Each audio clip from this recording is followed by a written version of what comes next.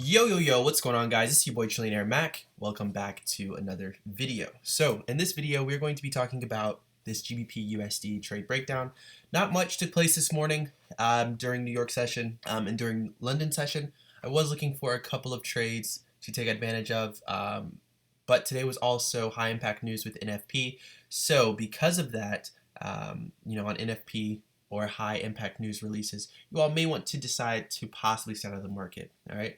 So before we get started, be sure to subscribe to the YouTube channel, hit that bell notification icon to be updated whenever I upload a new video, and hit that like button if you enjoy the trade breakdown. Today's just going to be a really simple video, very straightforward, but I hope you guys enjoy. All right. With that being said, let's get right into it.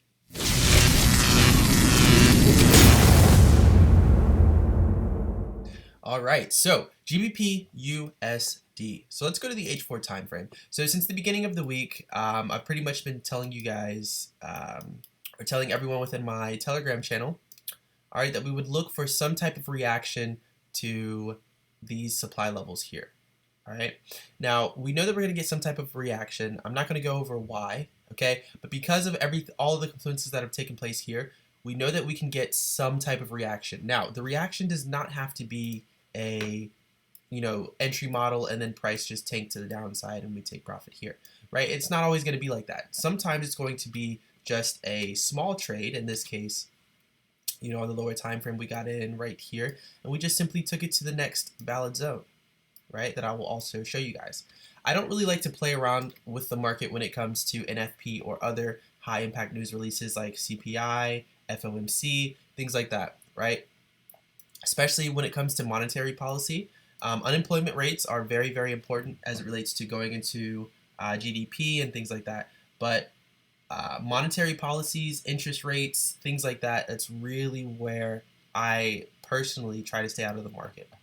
All right. Now, next week, we definitely have a couple of more high impact news events. Okay, around these high impact news events, we should be able to get some pretty decent trades. CPI is next week as well.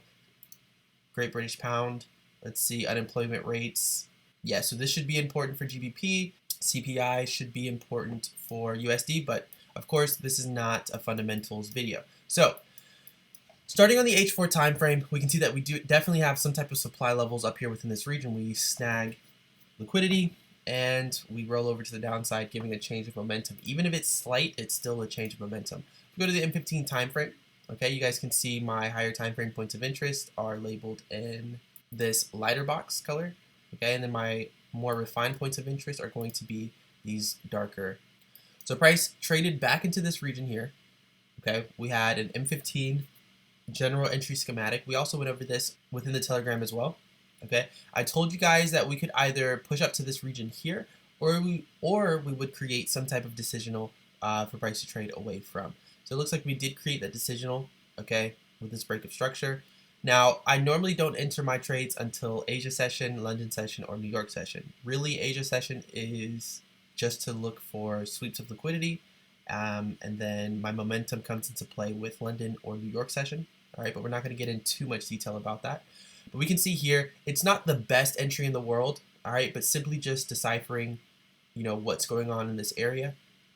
It was a valid entry for me. We have a breakup structure here, okay, this wick here. If we go to, let's go to the 1 minute time frame so you guys can see why this is a point of interest. All right, now I'm not going to break down all the confluences, but just remember, if you do want to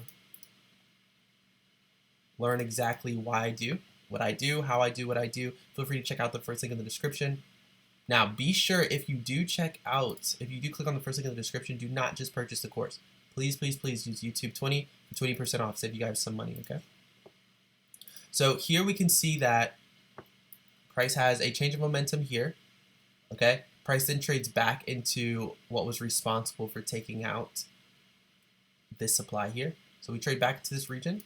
So we can see that this area here was based on the higher time frame, but so it's not refined. But on the 1 minute time frame, we can see that price traded back into this area literally as soon as Asia session started with this candle here. And then we started to push the downside. So this is just a really easy, quick trade. I believe I sent it into the Telegram channel like this, okay, so around 6.9%. All right, but if you did want to just risk 3 pips, that's completely fine on this trade here. Now, this would have been something that you would have had to decipher. I'm pretty sure most of my students caught this. If you're within the Telegram channel and you did not catch this trade, I did warn you guys about this trade here. So if you didn't catch this, no harm, no foul. You know, it's all good. We'll move on to the next one. All right. So with that being said, I mean, this was just a very, very quick, straightforward trade breakdown, right? And then, of course, we're just taking profit at the next zone, which was here, which I did update all of the Telegram clients and students on.